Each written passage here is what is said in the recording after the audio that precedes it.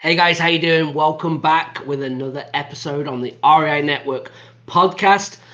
Today, I want to dive back in with some training. I always like to do these videos, or if you're listening on the podcast, there's informative things that you can actually follow along with. Okay, now sorry if my voice is going a little bit. I have been sick. I am feeling better, but you might hear it in my voice a little bit, and I do apologize if you do. But on this episode, what I want to talk about, okay, is the seven fundamentals of wholesaling real estate. Okay, and sometimes every business, it doesn't matter if you're listening going, oh, well, I know how to do that, I'm already doing it. But sometimes you can overlook the core things in this business, the basic things in the business that actually get results. Because remember, when you're starting off on this business, I think you need to have the fundamentals in place. One, to actually do deals, and two, to actually grow the business and start working on the business and not in it. Then things need to be in place. We have certain job roles within wholesaling real estate that we need to do, okay, that we can start to outsource to grow the business, work on the business, scale the business, whatever vision that you have, go into multiple markets. And everyone listening to this is on a completely different journey, okay? And I think it's important to understand that there's not one way to do this business. The choices that I make is to go directly in with what I'm trying to achieve for my goals, right? For me, I will work as hard as anyone, but I want to work from anywhere, when I want, with who I want, when I want, right? So that's what it means to me, and that is exactly what I've created on my real estate business. Okay, I work only a couple of hours a week probably on it, because I have the right people and teams in place, but that takes time. I still had to have these fundamentals in place before you can actually scale, grow, go into multiple markets, work on the business, not in it. Whatever it is that you're trying to do, you need to have them in place, okay? And you cannot automate anything. We talk about automation and delegation. You cannot do that if it doesn't already work. This is what's frustrating sometimes when you hear about people wanting to put workflows in place. When the workflow doesn't work, you can't make it work yourself manually because it's not happening. Don't think that you can just turn on automation because it doesn't work. You've got to get the fundamentals in place. Okay, so let's break down what are these 7 steps. This is what I want to talk to you about, to go through. So number 1 is picking a market. All right, now when we pick a market, should you go local, should you go virtual? I just did an episode a couple of weeks ago on this. But here's the deal. I believe it starts with, where are you currently living and what type of deals are you trying to do? Now, on this, we're talking about wholesaling real estate, finding discounted properties, okay, so that we can choose our exit strategy. Do you want to wholesale it? Do you want to wholesale it? Do you want to buy it and hold it? Do you want to fix and flip it? What is it that you want to do? But it all starts with finding the deal. Remember, we make money when we find the deal, not when we sell the deal. You have to buy at the right price. So picking a market, it's not easy, but it has to be simple in terms of, because you can overthink it. All right. So what I want you to do is just say, okay, do I live in a high end area? Do you live in a California? Do you live in a New York or somewhere like that? And if you do, then you want to be looking around the surrounding counties, okay, or looking to go virtual. Okay, that's what I would say. Then I go, well, now how do I pick? I keep it, when I work with clients, I say, did you grow up somewhere? Did you go to college? Do you know family, friends? Do you know anything about another state? And I start to narrow it down and go, oh, actually, I used to live here or live there or grew up there. I know that area well. I have friends.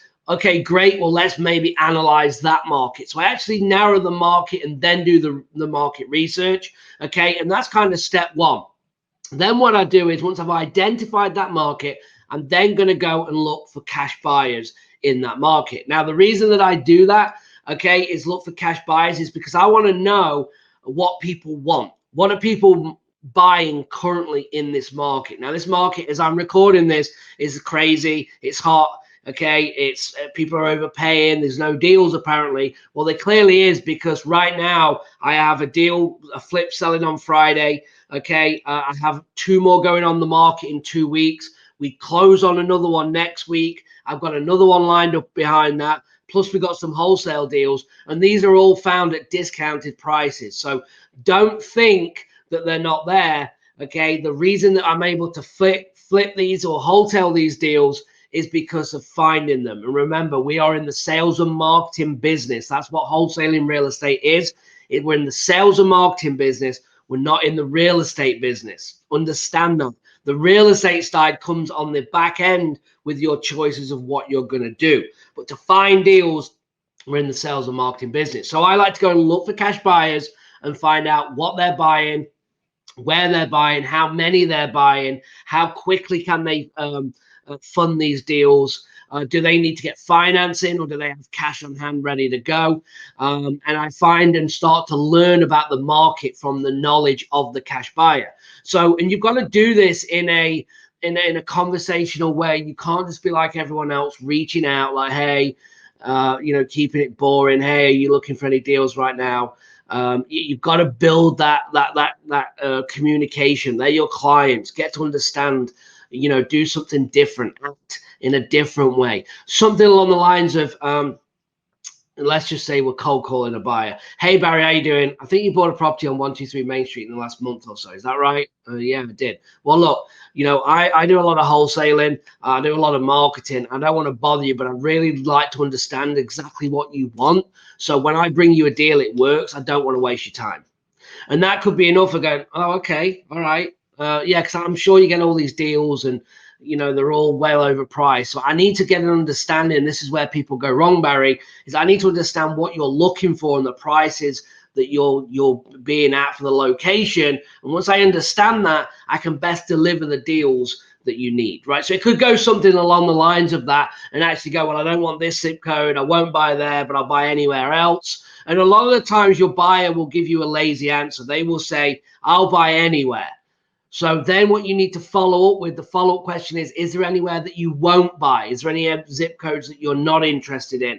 And then they will often go, oh, yeah, well, I won't buy there and there. All right, so they'll give you the lazy answer of anywhere, but truly they won't buy anywhere, okay? So that's kind of why we do it. Now, there's multiple ways. You can be looking on the Facebook groups. Look at local Facebook groups for cash buyers and for wholesalers, anyone that has buyers. So not just cash buyers, but wholesalers, property managers, realtors, okay? All these people that work. You've got the property managers that have the doors for cash buyers. You've got the realtors. Hold on. Excuse me, just had to cough there. You have the realtors that look after cash buyers. One realtor might have 10 cash buyers. So again, you want to network with everyone and build that list and understand what they have. So that's step 2, is finding cash buyers. Now, once we've done that, now we go on to the marketing piece. So this is where your marketing plan comes out. This is where you will start to look at actually what marketing channels that you want to do. Now, here's the thing when it comes to marketing, and I could spend probably 7 hours on this bit alone when it comes to marketing, but you have proactive and reactive marketing. Proactive is your cold calling and your texting and your door knocking, where you're being proactive in generating leads. You're actually going and sourcing and finding people that are interested in selling, and you're drumming up leads. Then you have the reactive marketing, which is a better marketing. They're a better quality of lead, but they will come up a much higher price. So that is your direct mail, your PPC, your Facebook ads, okay? They're the ones that will bring in actually motivation into you. They will be a better quality lead, but again, it will cost you more money. Then you have to look at, well, direct mail, we can actually keep it local within an area of zip codes. With the PPC and the Facebook, they're going to be a lot more if you do direct target marketing. Now, a lot of people in the industry that are running them channels are now doing statewide or nationwide marketing. And the reason they're doing that is they want to keep the cost of the marketing down, right? So that's what you need to look at. So all of a sudden, we've just picked a market. We've just identified a cash buyers list in that market. You might not want to do that if you are doing the approach of the nationwide marketing, because that doesn't make sense, because now you need to be more diverse. You need to be better on the phone. You need to understand how to analyze deals, to make offers, and do your follow-up, okay?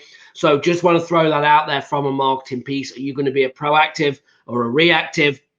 Okay, and it depends on if you're going narrow focused or you need to go wider. You can go narrow again with PPC, for instance, but you might be paying 400 or 500 a lead coming in, where if you go nationwide, you might be paying $65, $80 a lead. So you can see there's a massive difference depending on how wide that you want to take that. So you would never do that with a cold calling or the texting or even the direct mail, but you would on the Facebook and the PPC. Okay, so number 3 is marketing. We're doing that to get the leads coming in on one form or another into us that are interested in selling or interested in an offer.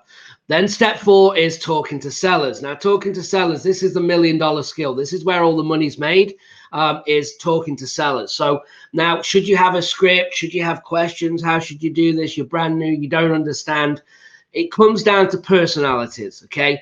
This is what I've come to understand, that everyone is different, right? And for me, I am not a script. I cannot read from something. It sounds like a 3-year-old is reading. It doesn't work for me. I am more show personality, engage, have a conversation. That's how I operate and work. But for you, maybe you're like, no, I like a script. It's something to follow on, and you're good with that. So pick. I would either go with the questions or the script.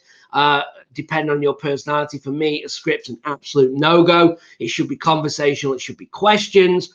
But again, depending on that personality, some people do prefer the script. All right. So once you have that, you're there to find out literally 4 things. I'm going to try and again keep this to the point and simple, and I have training on this, guys, as well, right? So you can watch all the videos. Or if you're interested in working more with me and in our group, go to reinetwork.com/join, reinetwork.com/join. I'm going to flash that on the screen right there, and apply.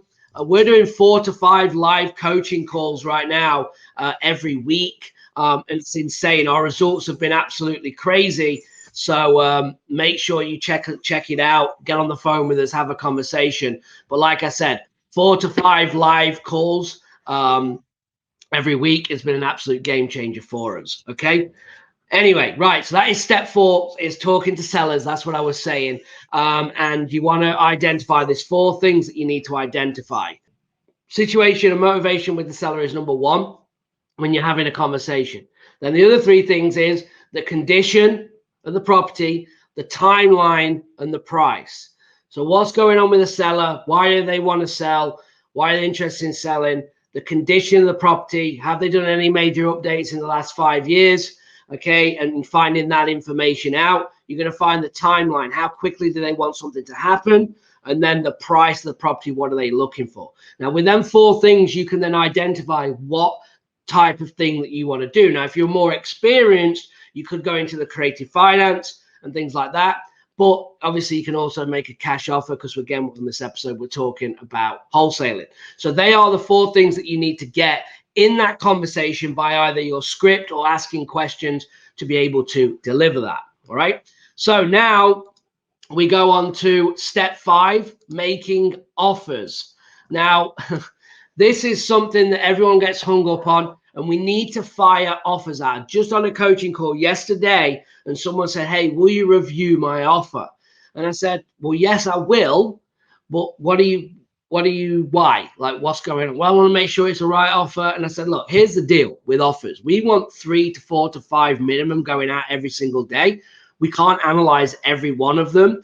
So we need to start getting commitment from the seller. So have the confidence to send the offer, and understand that if it's a cash deal, you need equity. It needs to be a discounted price when you make that offer. All right. And yes, for confidence, we do analyze them. We do look at them. But sometimes if I'm analyzing a deal, or anyone that you go to or is coaching or mentoring you, we only have a certain amount of information, just like you, to say, hey, okay, let's look at the sold properties. What is actually sold in the neighborhood in a similar condition? All right. And we're going to start with there, and we're going to make sure that we're under that. We could keep it that simple. So if Bob has a property that he wants to make an offer of 70,000, and we go and see 3 lowest sold comps is averaging 90,000, and he's at 70, then we should have a deal. The next thing we do is go and look at the actives. Make sure that there's nothing that's actively on the market that is lower than your property. So let's say Bob makes a $70,000 offer, and then we go on the market and look, and there's been one that's in a similar condition that's been sitting on the market for 60 days at 75,000 and it's not moved, then ours is not a deal at 70. If it's sitting on the MLS for 60 days and not moved at the same price as what we're asking, we know we're too high, we need to be lower. So we have these little checkpoints that you can do when making offers. So again, go and find the 3 lowest sold comps in the same condition, and then take your fee off. And you can price anchor this by saying, hey, I'm going to take a $20,000 and then I'm going to come up 10 to still make a 10 spread. And again, we could, in that negotiation of making offers, we could talk hours and hours on doing that. Now, on the flip side of making offers, let's say you can't find anything that needs work. Everything that you can find is what's selling at the top price, the ARV, the after value repair. That's when then you could start looking at the percentage of, you've heard the 70% and the 80% and things like that. But that's only going to work if you have that ARV and you understand what the repairs are. Now, the repairs, just keep it simple. You could do $10, $25, $45 a square foot for a full rehab, for instance, 45 for a full rehab in Alabama. So we times the square footage by 45, and then we take our fee off. So 70% of 100,000, let's say 70,000 minus the repairs, it's 1,000 square foot. So let's say 1,000 square foot at $45 is 45,000, right? So if we do 70 minus 45 is, I should know this, but is 25. And I want to make 10. I'm going to make a $15,000 offer based on the work that needs, based on that offer, right, of an ARV. So you can do the ARV, the after value repairs, so things that the science doing higher. But if you have similar low end and yours is a distressed property, then make sure you're under everything else that's on the market, and you can keep it that simple to make your offer. But here's the goal: get your offers out, get commitment from the seller. Then you can deep dive into, is this a deal? Is it not? Do I need to renegotiate? And you will start to learn as you go, and you will create your internal comp. So what do I mean by that? The more deals that you do, like we know in Birmingham, that we know that if it's on this street or this street, we know if we're going to be need it at 35, 40,000 or 150 to 170, because the things that we've already bought. So it will get easier as you go, but don't overlook this. Just get the offers out, and you will learn as you go, and you will get better and better at it. All right. So that was step 5. Then there's 2 more steps left. Follow up. Follow up. This is the money step. This is where you've spent your money on your marketing. You've had conversations with the sellers. You've made your offers, and now they go into a follow-up pile. Now, follow-up is where, again, the profit is made. This is where the money's made. And you need to make sure that you are on top of your follow-up. If you want to have a business in real estate, it comes from follow-up. I don't care what marketing that you're doing. You should always do more deals from the follow-up than inbound marketing, unless you're doing 20, 30, 50K a month and you're doing, 4 or 5 deals from that a month. And that's how you're running the business, but you're still leaving a lot of money on the table if you are. So follow-up is key. Now, again, I've said this every section, that I could do hours and hours on this when I, teaching in all of these sections. But follow-up is kind of like, it's just so important. This is how I made it in the business, guys. I took dead leads and I cold called them from 3 months old, closed my first ever 2 deals. So this is where I'm passionate. This is where I see the profit. This is where we can spend $2,000, $3,000, $4,000, $5,000 in our business to get 1 deal done, right? But over 5-6 months, I could do 5 deals for that same 5,000 just from follow-up. So your marketing dollars will go further because of the follow-up. That's how you're actually going to make it profitable, from how quickly can you get your return to how can you 10 times your return, and that comes with good follow-up. So that is following up with personal cold calls, right? Calling on the phone, text messaging, personalized text messaging. You can also follow up with automation, right? Any cold leads, you can set autoresponders to go off for you to touch back and do that with the seller. But I would only do that on cold leads. Any warm or hot leads needs to be in front of you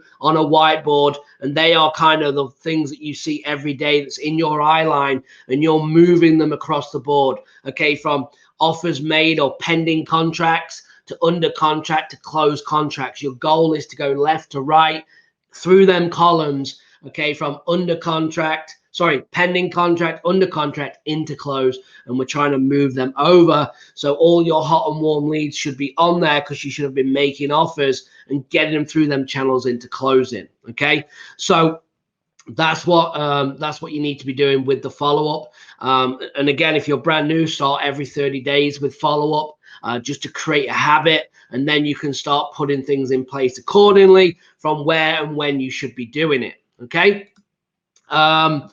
Awesome. So that is step 6. And then step 7, the fun bit, is number 7 is closing the deal. Now, closing the deal. So this could be a signing the contract. It could be double closing on the contract. So you need to now take the contract. You've got the contract signed, whether that been from talking seller making the offer, or you got it from follow-up. You have the contract in hand. Now we got to sell it. So the first thing you got to do is go back to the cash buyers that you've already built in step 2, and you're going to network with your cash buyers, your realtors, your property managers, your wholesalers, and you're going to go and get your deal moved. Now, when you have a contract, you should always have the intent to be able to close. And the reason is that you can do that is that there's private money, there's hard money out there that you could lend on if you wanted to, and that's where the intent comes in, but you can still assign your contract. So you can assign the contract for a fee. Okay, you can double close, meaning that you close on that property. So if it's A, B, and C, and the seller is A, and B, and the buyer is C. Let's say I'm making $25,000, and this is not assignable because the fee's too big. I'm going to close on that deal, meaning that if you work with a title company or a closing attorney, they can use the position of the C's money, so the cash buyer's money, in place, and you get to use that when you close on the property. The only thing is that you will pay closing costs. So for instance, if it's 100 grand, I will close on 100 grand with the seller. I will turn around and sell it for 120 to the buyer. So I get a $20,000 fee minus my closing costs, but I actually closed on the property using the cash buyer's money. I know that's probably crazy if you're brand new. All right, but that is possible. We do it all the time. So, or you can assign it for $10,000, and then everyone will see your assignment. Or sometimes you have to bring in transactional funding. That's where you borrow funds for maybe 24 to 48 hours to actually close with the money. And then the cash buyer closes on you. And some title companies and attorneys will make you do that, especially if you're selling to like hedge funds. They don't like the double closing. They won't use that money in that way. So you can't do it. But I'd say I only do a couple of transactionals funding probably a year. The most of it is double closing the property. That's what we normally do. Okay. And obviously, unless we're flipping it, then we just buy it ourselves and we don't even need the cash buyer. But when you get that contract, guys, here's the cool thing. When you have the contract in hand, you decide what you do with it. Are you going to buy it yourself? Are you going to hold it as a rental? Are you going to fix and flip it? Are you going to wholesale it, meaning you're going to buy it, stick it on the MLS very quickly and sell it that way for more money? Are you going to sign it to a cash buyer for a fee of $7,000? Are you going to double close it for $25K, right? Where you can use the cash buyer's money. But guess what? Because you found it at a discounted price, because you've done your sales and marketing, because that's what this is, you get to choose your exit strategy. Okay. So that is a wrap, guys. That is the 7 steps. So one more time. All right. It's picking a market, number 1. Number 2 is finding cash buyers. Number 3 is marketing to get seller leads. Number 4 is talking to sellers. Number 5 is making offers. Number 6 is follow up.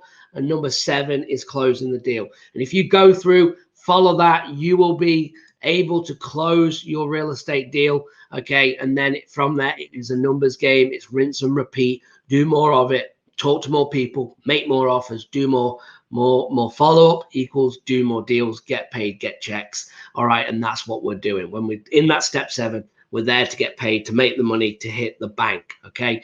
And that's what you need to do. Awesome, guys. I appreciate you. Remember, if you're watching, please give me a like and subscribe to the channel that you're watching. I appreciate it. If you're interested in working with me, check out our group. We are killing it right now. People are making 25, 40K deals. It's just insane. And have a conversation. I've even got proof, testimonials, whatever you need. But if you're looking to work with someone, if it is me, please reach out. Go to rinetwork.com/join. If it's not me, no problem. Still tune in, listen, put comments, give me likes, argue with me, whatever you need to do, whatever makes you happy. Let's do it. Have a great week. Let's get it. And let's take it to the next level. Thanks, guys. Bye-bye.